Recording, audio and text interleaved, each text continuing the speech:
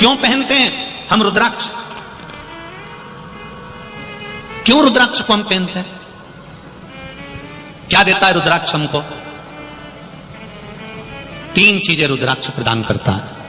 जब हम लाल धागे में रुद्राक्ष को पहनते हैं, कई लोग कहते हैं गुरुजी रुद्राक्ष पहनो तो गुरु मंत्र लेना पड़ता है, गुरु दीक्षा लेना पड़ती है। हम कहते हैं तुम्हें रुद्राक्ष मिल जाए और तुमने गले में पहन लिया तो श्री शिवाय नमस्तुभ्यम बोल के भी पहन लिया तो समझ लेना शंकर जी ने गुरु मंत्र दे दिया और शिव ने स्वीकार कर लिया। जाओ गुरु की शरणागति में, मना नहीं है। गुरु के पास जाओ, उसके पास बैठो, नमन करो, उनसे गुरु दीक्षा का भाव लीजिए, अपना सामर्थ्यता के अनुसार गुरु को कुछ दीजिए। जीवन शरीर दिया है, जब तक बन सके तब तक गुरु को दो, मना नहीं। रुद्राक्ष 3 चीजें प्रदान कर रहा है। एक, उत्तम स्वास्थ्य। गले में रुद्राक्ष पड़ा हुआ है, हार्ट कभी कमजोर नहीं होगा, हार्ट चलता रहेगा। एक प्रयास करना, एक बेलपत्री शिव पर चढ़ी हुई और उसका फल कितना होता है, उसका बल, उसकी भक्ति, उसका विश्वास। ब्रह्मा विष्णु महेश 64 योगनियां 33 कोटि देवी देवता एक बेलपत्री में होते हैं। और वह बेलपत्री हम हमारे साथ में क्यों रखते हैं? उत्तम फल के लिए, उत्तम सुख के लिए। कपड़े सिलने वाला दर्जी कोई बैठा हो तो उससे पूछना कि वो शर्ट में जेब हमेशा उल्टी साइड क्यों लगाता है? बाईं ओर, लेफ्ट में शर्ट में जेब उल्टी साइड क्यों लगाता है? वो इस साइड जेब क्यों नहीं लगाता? वो हमेशा लगाएगा तो लेफ्ट हैंड में लगाएगा, क्योंकि दर्जी को मालूम है कि दिल यहीं पर है और उसको यह मालूम है कि दिल यहां पर है तो यह मंदिर जाएगा, बेलपत्री चढ़ाकर बेलपत्री उठाएगा तो जेब में रखेगा, जो दिल के करीब रहेगी तो दिल का पावर बढ़ा देगी। एक बेलपत्री को या रुद्राक्ष को या तुलसी की माला को या तुलसी के दल को, भगवान को चढ़ी हुई कोई सामग्री कोई नीचे की जेब में नहीं रखता। रखता है क्या कोई? भगवान को चढ़ा हुआ कोई प्रसाद कोई नीचे की जेब में। ये मेरे भाई लोग जीन्स में मोबाइल रख लेंगे, चाबी रख लेंगे, पर भगवान की बेलपत्री को, भगवान के प्रसाद को, भगवान का सामान को नीचे नहीं रखेंगे, नीचे की जेब में नहीं रखेंगे, वो जेब में ऊपर ही रखेंगे। उसी तरह दर्जी को मालूम है कि दिल लेफ्ट में होता है, इसलिए उसने जेब भी लेफ्ट में लगाई कि भगवान का चढ़ा हुआ सामान, भगवान का प्रसाद, भगवान की सामग्री जब लेफ्ट की जेब में ये रखेगा तो थोड़ी देर दिल के पास में रहेगी तो ये दिल को स्वस्थ बना देगी, ये बीमार नहीं पड़ने देगी, ये निश्चित इसको ब्लॉक नहीं होने देगी। ये बेलपत्र का सुख है।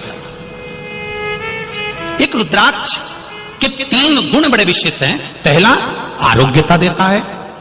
दूसरा, हमारा विल पावर मजबूत कर देता है। हम जब भटकते हैं तो हमारे बल को एक जैसा कर देता है, एक जगह स्थिर कर देता है।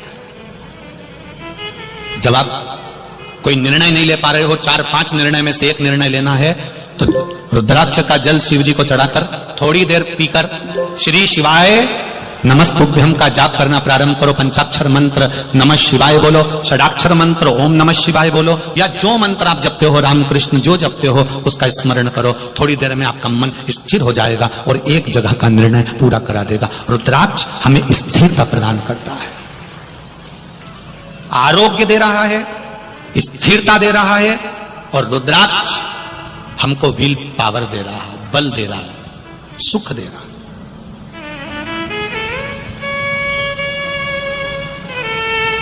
वो भटकने नहीं देगा, सुख की ओर लेकर जाएगा।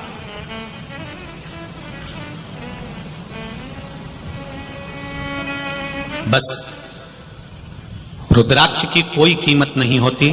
शंकर भगवान के नेत्र अश्रु से प्रकट हुआ है, शिव ने निशुल्क दिया है, उसकी कोई कीमत नहीं, फ्री।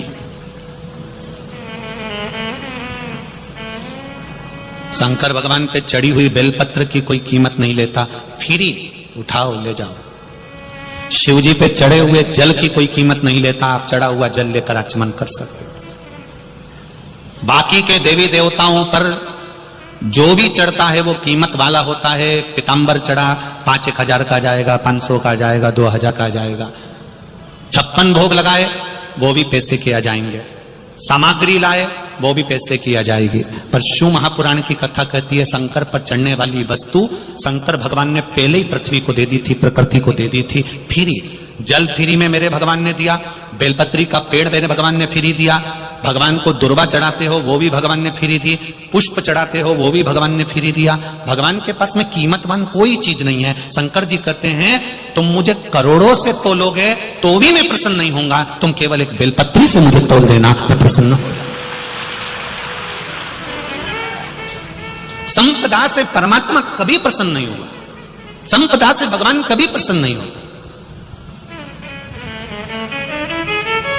शिव तत्व किसको कहते हैं? शंकर का गुणगान, शिव का स्मरण, भगवान शंकर का मंत्र जाप किसको कहते हैं? ये वही समझ सकता है जिसके भीतर शिव समाया होगा। और एक विश्वास के साथ आप लोगों से कहना चाहूंगा, जितने लोग आस्था पर कथा सुन रहे हो, जितने फेसबुक यूट्यूब पर सुन रहे हो, और जितने लोग मालेगांव की ये पवित्र भूमि पर बैठकर कथा सुन रहे हो, आप दिल से उसकी कथा सुनना। इस वाणी का, इस व्यासपीठ का एक शब्द हो सकता है हॉस्पिटल में पड़ा हुआ कोई व्यक्ति, कर्जे में डूबा हुआ कोई व्यक्ति, गलत व्यसन में पड़ा हुआ कोई व्यक्ति को आपके द्वारा निकली हुई वाणी से भी बाहर निकाल सकता है।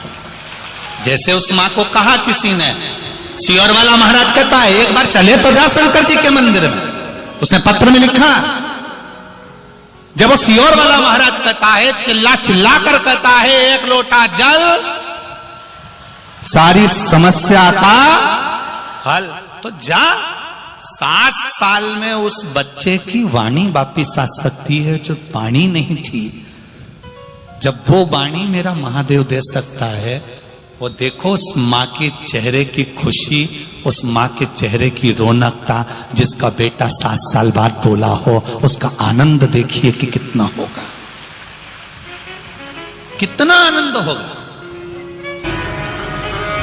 प्रदोष काल के समय पर बट वृक्ष के नीचे दिया लगाया जाता है। बट वृक्ष के नीचे लौंग का मात्र भोग रख दिया जाता है। लौंग मात्र, अगर बट वृक्ष के नीचे दिया लगाकर एक लौंग का जल या लौंग भगवान बटकेश्वर महादेव के नाम से भी अगर शिव को समर्पित करी है, तो ये निश्चित है कि कर्जा कितना भी भारी होगा वो कर्जा चूकेगा जरूर, और कहीं ना कहीं से लक्ष्मी की व्यवस्था देवाधिदेव महादेव करेंगे। एक पत्र आया है, इसी कर्जे को चूकने वाला एक पत्र, किसी ने अपना फोटो भी भेजा।